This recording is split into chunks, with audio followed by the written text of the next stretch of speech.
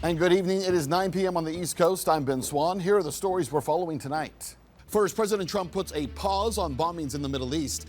Is this the start of diplomacy or just a pause before a much bigger fight? Plus, a growing concern inside the Pentagon. Is America burning through its missile stockpiles faster than it can replace them? And finally, as the Iran conflict continues, find out how Ukraine may be trying to link the two wars together. On this show, we know you don't need more content, but you do need context. Anyone can tell you what's happening in the news. Tonight, we hope to help you understand why it's happening, how it's happening, and how it affects you. This is America Now.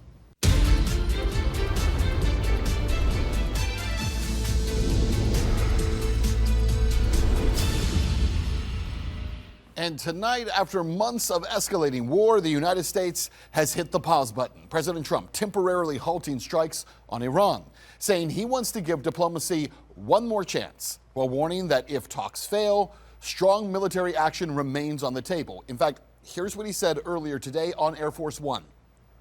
We've pretty much destroyed their military. They want to meet, and we're meeting. We'll see what happens. There's a chance we could make a deal. Without what we did, they wouldn't even be talking to us. They requested a meeting through their surrogates and directly. And we're meeting, and, good things can happen, I guess. Oil dropped very big today. Stock markets, as of about an hour ago, was like through the rest. But no, they requested a meeting. They would not have requested a meeting if we were doing poorly. The only reason they want to meet is because we've been hitting them very hard. Okay, so that's the official explanation. The president pausing further strikes because of negotiations. But behind the scenes, a very different debate is emerging because right now there are two competing narratives about what's really happening here, all right? The first one, many online are saying that this recent pause is because the United States is actually running dangerously low on the precision weapons needed to keep fighting. Reports are now coming out that the Joint Chiefs Chairman, General Dan Kane, warned President Trump that those U.S. interceptor stockpiles in the Middle East were falling to concerning levels, leading to the decision to pause operations. The second narrative, the United States still has ample capability. There's no problem there. And that the pause is about giving the Pentagon time to plan a larger, more decisive campaign. Now, you can decide for yourself which version you find most convincing. Honestly, time will tell us which version is actually true. But the evidence so far continues to point toward that first narrative, that U.S. missile stockpiles are falling so low that continued strikes could completely empty them. And if that's true, it's exactly what we've been telling you from the very beginning. And the numbers tonight, I got to tell you, they are staggering. Reports indicate that the United States has already burned through roughly 1/3 of its pre-war stockpile of key precision munitions. Up to 80% of THAAD interceptors have been expended. More than half of the Navy's SM-3 missile defense interceptors, those are gone. As much as 60% of Patriot interceptors have been used. Over 1,000 Tomahawk cruise missiles. More than 1,000 JASSM long-range strike missiles. And even much of the Army's smaller precision strike missile inventory has already been fired. And then there are reports that the shortage has become so severe here, that commanders are now having to prioritize which incoming Iranian missiles and drones they can afford to shoot down. That is not a position any military wants to be in. Also emerging today, documentary video of the late Senator Lindsey Graham from the start of the war. Have you seen this? Look what we've done here. I almost cried. Yeah, in that video, he says, look what we've done here. Graham says while laughing at the U.S. as the U.S. carried out its first strike against Iran. So while lawmakers, some of them, like Lindsey Graham, were giddy about running through munitions to fight a foreign war, well, now military planners are confronting a critical logistical crisis. Meanwhile, Iran is projecting confidence tonight. Its foreign ministry says that the war that was supposed to force Iran's surrender in 3 days has now dragged on for 5 months, leaving the other side stuck. Iranian state media also making extraordinary claims of devastating losses inflicted on U.S. forces, including aircraft, surveillance planes, helicopters, and refueling tankers. Now, by the way, we cannot independently verify those claims, but what is becoming harder to dispute is that Iran has not collapsed. After months of bombings, not one Iranian city has fallen. American planners expected Iran's missile inventory to shrink rapidly. Instead, Iran continues to launch ballistic missiles and drones while improving their effectiveness through better targeting, including outside support that U.S. officials have repeatedly warned about. So now the question, it isn't just whether America can keep fighting. It's whether it should keep burning through the very weapons it may need for a far bigger conflict. Because look, every Patriot, every THAAD interceptor, every long-range missile fired today is one that will not be available tomorrow. And if the United States is already having to conserve munitions in the Middle East, what happens? What happens if a second major crisis breaks out in the Indo-Pacific? That is the question Washington now has to answer, because whether this pause is about diplomacy or about necessity, the state of America's arsenal has become one of the most important parts of this story.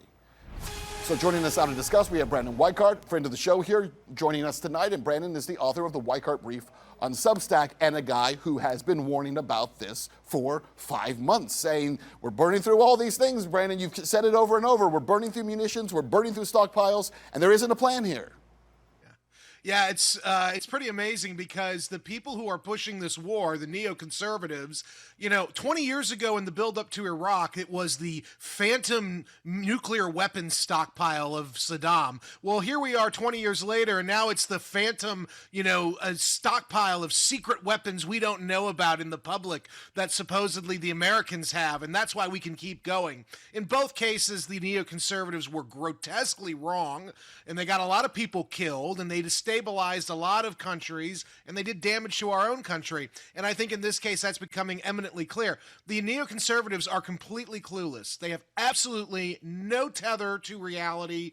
They cannot understand why this is happening, and it's because they don't know how to do math. Most of them are liberal arts majors anyway, so they don't know how to do math anyway, and that's what this is. This is a math problem, not a strategy problem. It is a math problem. It is an economic problem, right? The economy of the U.S. military-industrial complex does not work. You cannot create 9 or 50 missiles a year and then turn around and have the Iranians creating 3,000 to 4,000 and say that math that works. When the Iranians are creating drones for $20,000 and we're creating Patriot missiles for $4 million apiece, the math doesn't work. And to your point, the greater danger here is that the neoconservatives, in their absolute bloodlust to have another war, have left us exposed as a nation in a way that I don't know that we've ever been. The rest of the world is looking at us saying, really? That's what it takes? 5 months and they don't have missiles anymore? The exposure here is, I think, very, very dangerous for our country.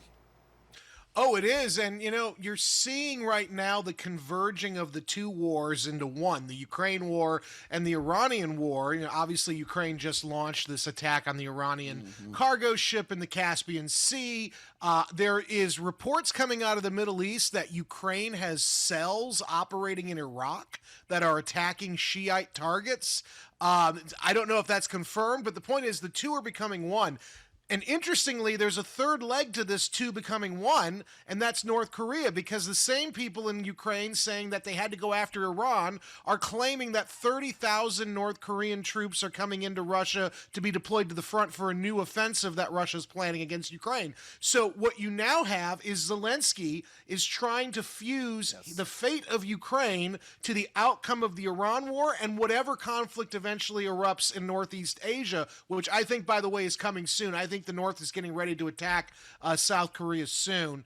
And I think that this is where you're seeing now the birth of World War III. And by the way, we don't have the weapons now to fight such a war. We were already hanging by a thread. This silly Iran war has completely broken the back of the U.S. defense industrial base. There is no way, even the best estimates say, it won't be till 2030 at least until when most of these weapons are resupplied. What do we do in the meanwhile? That's a few years away still. The wars aren't ending. What do we do in the meanwhile? Well, and 2030 also takes into account the idea that we're not continuing to send off massive supplies to countries like Ukraine or firing them at countries like Iran. We're going to be talking in our next hour a lot about this fusion of the Ukraine war and the Iran war that Zelensky's pushing. But I do want to cover another point about it with you, which is that, first of all, Zelensky's a freaking madman. I don't think there's any doubt about that. And to your point about these now reports of sleeper cells for the Ukrainians in places like Iraq, It actually is confirmed now. And you look at that and you Okay. say, what is this guy doing? And how is the U.S. allowing him to like run around just kind of weaving more problems? He's dragging us in, right? No wonder Lindsey right. Graham loved him so much. No wonder Laura Loomer loves him so much, because he's just a troublemaker who is trying to force our nation into a war that we cannot win, as he sits himself in a war that he cannot win. Well, and he's also another one of those. The Israelis are the same way. They think we have secret stockpiles that we don't talk about.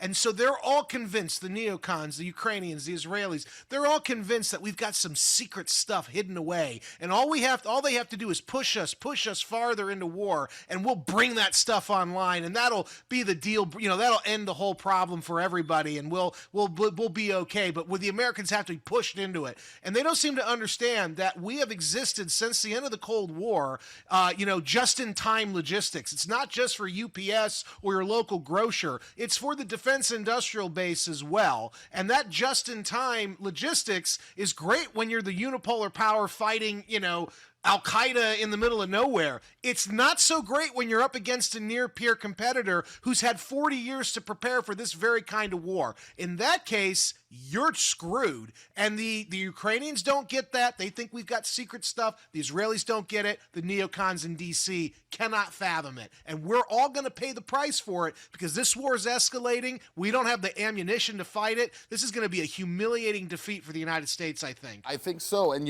I saw there was an article by CNN over the weekend, and oh my gosh, Pentagon officials are worried tonight that the Russians and the Chinese are watching the lack of munitions, and then they're laughing. A calculus about what they're going to do. You think? You think that's happening? Of course it's happening. Every country in the world is watching this and saying, oh my gosh, there's this whole, look at like what the United States has projected itself to be for so long. And this war is becoming an utter humiliation for this nation. But again, it becomes dangerous because the deterrence factor. If you think your enemy has the ability to strike you, and obviously we still have nuclear weapons, but that's a loss for everyone, a zero-sum game at the end. The idea that we cannot conduct an actual war against what was just a regional power. We've elevated Iran. We've made Iran the most powerful nation in the Middle East at this point, and we have caused ourselves to decline. And making America great has made America actually weak in this case. I'll give you the last word here. That's right. And I would argue that the Trump administration with the Iran war, the Biden administration with the Ukraine war, these two presidencies back to back has basically put a giant kick me sign on the back of the United States. And now everybody's lining up to take their whack, because this is it. When the big dog goes down, everybody wants to get their slice of the meat before he's gone. And that's what this looks like to me. This looks like a fundamental reorganization. We did it to ourselves. The smartest play would be pull out now. Don't even worry about a negotiated settlement. Just get us out of the Middle East, bring the legions home, because this thing only gets worse. Okay, let me hold you over for just another minute here, because I think that's such an important point. There's all this talk about the negotiation, a new MOU, and how maybe we don't do any of that, right? Like Trump doesn't have to do that. He can just say, you know what, we're out. Forget it. We don't care about this. We don't need the oil. We don't care about the Strait of Hormuz. Just do the same thing you've been saying and take everyone home and leave. That's right. And actually what would happen is, because the biggest issue for Iran in the near term is they don't like all the U.S. bases near their territory. Yep. If we were to literally pack up and go home, never to return, I guarantee you what would happen in short order would be the Iranians would initiate control over the Strait of Hormuz. And when I say control, I mean, it's like what the Turks are doing with the Bosporus. They'd exact some kind of toll. Okay, fine. But the Iranians want the oil now flowing because they can make money off of it. The Houthis actually want to deal with the Saudis. That's why they did what they did. They've been trying to get a deal with the Saudis. The Saudis keep saying no. Now they've got their hand on the jugular of Bab el-Mandeb, and now suddenly the Saudis are paying attention, and they might actually do a deal. If you get the Americans out, because we meddle, we're like like someone's mother-in-law, right? They're meddling all the time. It's like you need to just pull back and let the locals handle it, and the locals will figure out their own mess because they've been figuring it out for thousands of years. These are ancient cultures. They don't need Uncle Sam to tell them what to do. They'll figure it out. And the Israelis, by the way, will get real rational real fast if they know Big Brother isn't there to have their back. Then everything gets better, I think. And to bring the whole thing full circle here, yes, the Israelis will get in line fast if they see that's happening because they'll realize we're out. I'll tell you who else gets in line. I think Zelensky then gets out of there because he realizes if we're going to leave Iran like that, we're not coming to save you either. And the world can suddenly get back to this idea of let's make peace great again. Brandon Weicher, so great to talk to you. Thank you, my friend. Thank you, sir. Talk to you later. We're sticking now in the Middle East, where, as we just mentioned, anger is mounting against Ukraine after Kiev launched attacks in the Caspian and Black Seas over the weekend.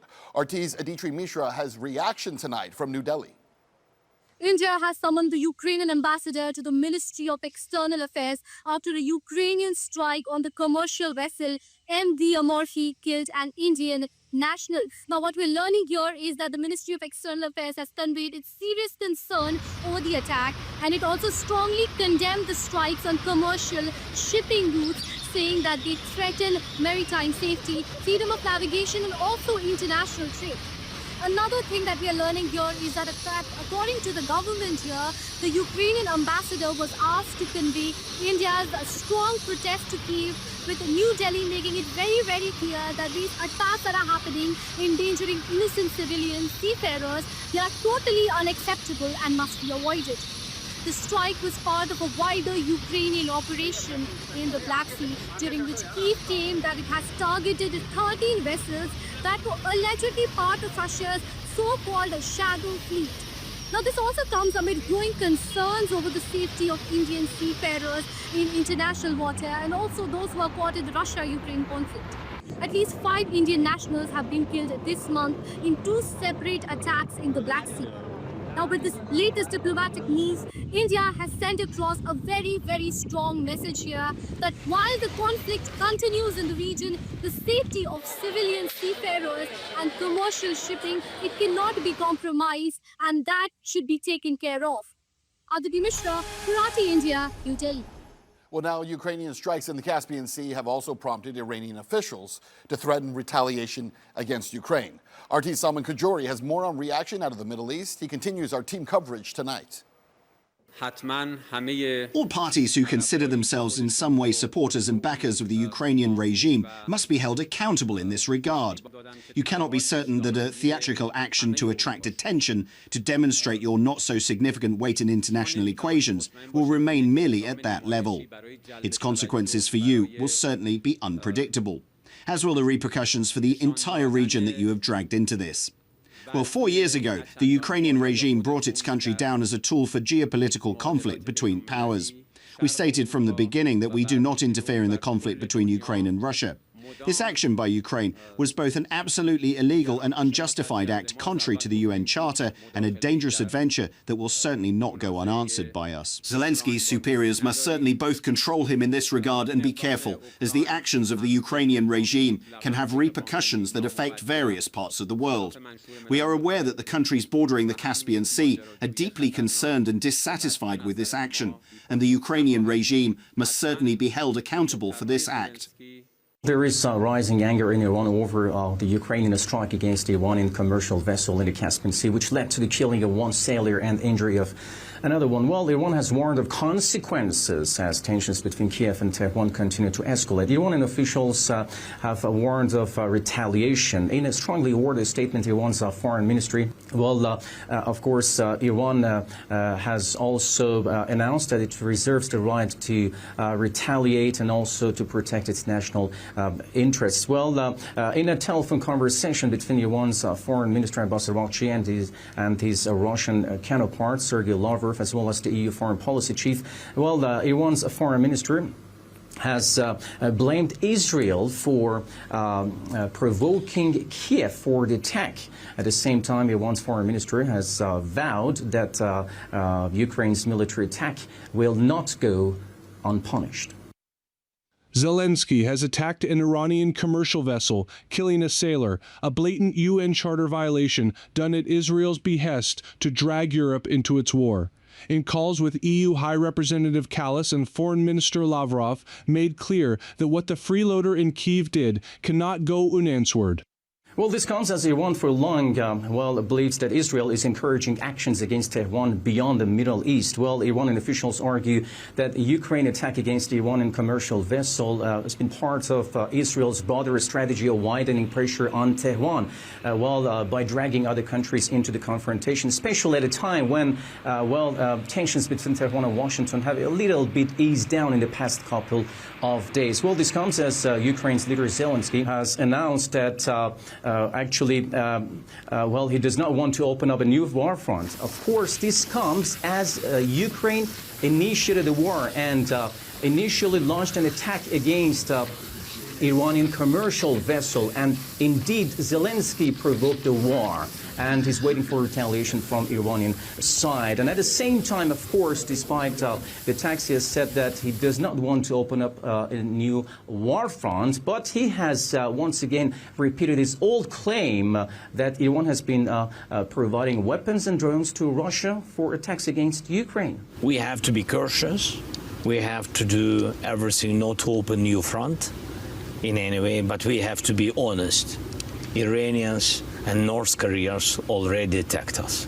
We have to be ready for everything and to know that we can't trust these people, because at the very, very beginning, without any messages, any kind of escalation from our side, Iranians gave weapon, North Koreans gave weapon. What is certain for now is that retaliation on the side of Iran against Ukraine for Kiev's strike against the Iranian commercial vessel is certain. But we have to wait and see when and how this will take place. All right, turning our focus now to Gaza, where despite a ceasefire being in place, Israeli attacks continue today. 3 years after the bombardment first began, families tonight are still living in fear. Local journalist Rami Almagari filed this update. Right at this site, around 200 Palestinian dead bodies have remained under rubble since 2023, or actually since November of 2023, when Israeli airstrikes have been actually more intensified than they are today, right at the beginning of the war. We began this mission in cooperation with the International Committee of the Red Cross. The duration of this project is 400 working hours, and we began it here at this site to retrieve family members of the Hassaina family. So far, we have been able to retrieve 45 martyrs from this site where we are standing. This is the second such a project. The first was for 200 working hours for the Gaza Governorate. The second, current project is for a total of 800 hours, including 200 for the north and 200 hours for the central part of the region. However, this project is inadequate for retrieving all the martyrs of Gaza. Therefore, we call on the Red Cross and other relevant international bodies to provide bulldozers and other assistance for us to complete our mission. Unfortunately, the families have not been able to retrieve the dead bodies of their beloved ones until recently, when the International Committee of the Red Cross, in cooperation with the Civil Defense Service in Gaza, began searching operations for these dead bodies right at this site. They are the dead bodies of our sons, daughters and cousins. So we are highly concerned that they are retrieved. This is a story that speaks for itself. Israeli drones of aggression hit the family's meeting hall where there were family members and guests.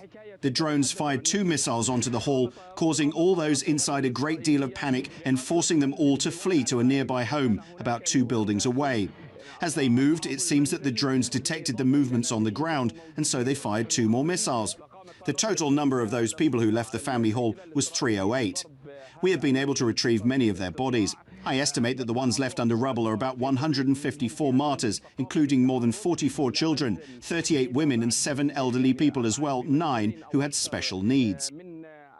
So far, 45 of those 200, almost 200 dead bodies have been retrieved from this particular site in the Sabra neighborhood in Gaza City. Rami Almigari, RT, and the Sabra neighborhood in Gaza City. Well, that is America Now for now. I'm Ben Swann. For more stories, visit our website, rt.com, and join us every night at 7, 8, 9, and 10 p.m. Eastern. Have a great night. And remember, question everything.